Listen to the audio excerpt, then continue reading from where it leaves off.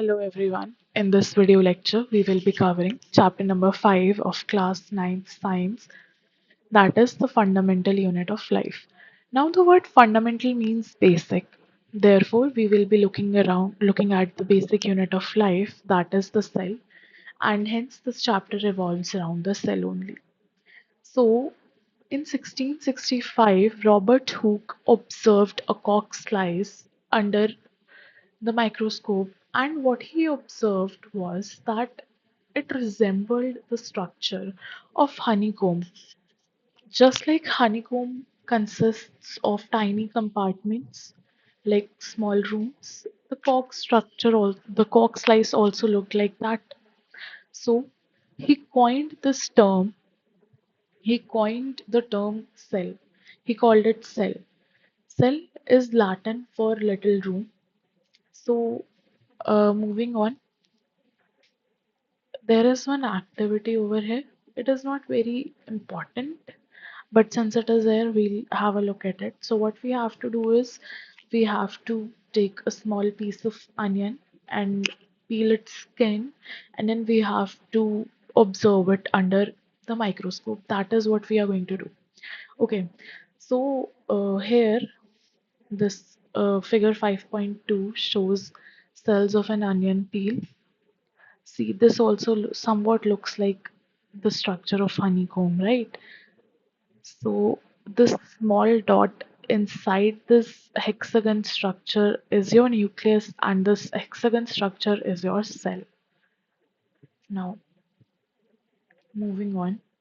So what are these structures? They are referring to the structure that we have observed here. So this is a cell. Okay. These are the basic building units of the onion bulb, and these are called as cells. Now, this box right here, that is the more to know box, is very important. You can get multiple choice questions or fill in the blank type questions from this. There are at least 3 4 possible questions from this. So the very first would be who discovered cell and when. So the answer would be Robert Hooke discovered cell in 1665. And how did he discover it is not as important, but yes, they can also ask this. So he observed it under a cork slice under the microscope. That was a primitive microscope. That was not a very developed microscope. It was in the initial stages. He himself designed it. Leeuwenhoek, with the improved microscope, discovered the free living cells in pond water for the first time. Now, in 1831, Robert Brown discovered nucleus. Purkinje in 1839 coined the term protoplasm for the fluid substance that is there inside the cell. And there is this one more important question, that is about the cell theory.